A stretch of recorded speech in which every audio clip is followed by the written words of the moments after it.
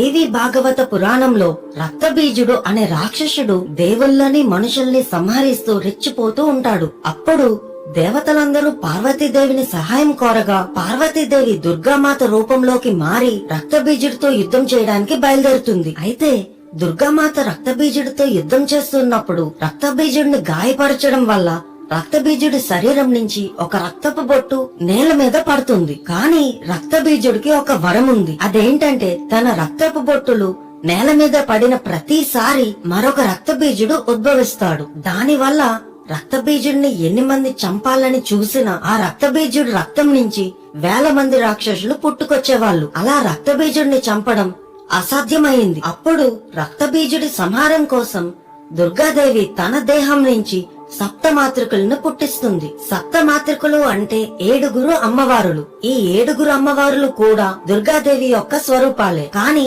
ఈ సప్తమాతృకలకు తాంత్రిక శక్తులు ఉంటాయి. ఈ సప్తమాతృకులు ఎవరంటే బ్రహ్మాని, వైష్ణవి, మహేశ్వరి, ఇంద్రాని, కౌమారి, వారాహి ఇంకా చాముండి. అప్పుడు ఈ 7 అవతారాలు కూడా రక్తబీజుడిని సంహరించడంలో సహాయపడ్డారు. అయితే ఈ వారాహిదేవి రక్తబీజుడిని సంహరించేందుకు చాలా ఉగ్రమైన రూపం ధరించి శత్రువుల శవాల మీద కూర్చొని తన పదునైన దంతాలతో అన్ని రాక్షసుల్ని సంహరిస్తూ ఉన్నది. ఆ తర్వాత రక్తబీజుడు దుర్గాదేవితో ద్వంద్వ యుద్ధానికి పిలవడంతో ఈ 7 స్వరూపాలు కూడా దుర్గమ్మలో తిరిగి కలిసిపోయి రక్తబీజుడిని సంహరించినట్టు దేవి భాగవతంలో ఉన్నది. ఇలా జరిగిన తర్వాత భాగవత పురాణంలో హిరణ్యాక్షుడు అనే రాక్షసుడు భూదేవిని చాలా చిత్రహింసలు పెడతాడు. కానీ భూదేవిని చిత్రహింసలు పెట్టడానికి ముందే హిరణ్యాక్షుడు వారాహిదేవి కోసం కఠోరంగా తపస్సు చేసి వారాహిదేవిని ప్రసన్నం చేసుకున్నాడు. అప్పుడు వారాహి అమ్మవారు హిరణ్యాక్షుడికి ఏం వరం కావాలి అని అడిగితే హిరణ్యాక్షుడు అమరత్వాన్ని వరంగా కోరుకుంటాడు. కానీ వారాహి అమ్మవారు మాత్రం అమరత్వాన్ని ఇవ్వడం కుదరదు అని తేల్చి చెప్తుంది. దాంతో హిరణ్యాక్షుడు తెలివిగా ఆలోచించి ఏం చేస్తాడంటే, అమ్మా నువ్వు తప్ప నన్ను ఎవరూ చంపడానికి వీల్లేదు అని వరం కోరుకుంటాడు.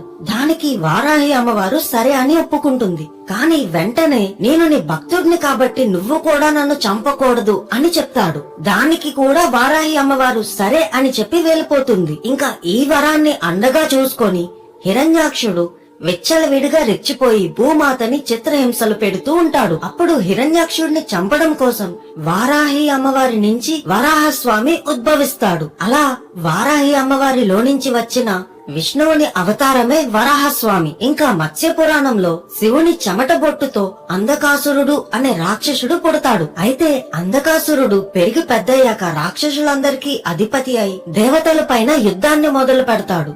అప్పుడు ఈ అంధకాసురుడిని సంహరించడానికి శివుడు పార్వతీదేవిలో ఉన్న వారాహి అమ్మవారిని స్మరించినట్టు ఈ మత్స్య పురాణంలో ఉంది.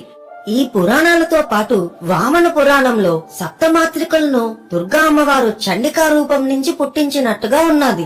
అందులో వారాహి అమ్మవారు మాత్రం చండికా యొక్క వీపు భాగం నుంచి పుట్టినట్టుగా రాసి ఉంది. అయితే ఈ గ్రంథంలో ప్రతిసారి వారాహి అమ్మవారు వచ్చేది శత్రు వినాశనానికి, అలాగే సేనలకి ఆధిపత్యం వహించడానికి. ఇంకా వారాహి అమ్మవారి భర్త వరాహస్వామి అని చాలా మంది అనుకుంటారు. అది చాలా పెద్ద తప్పు.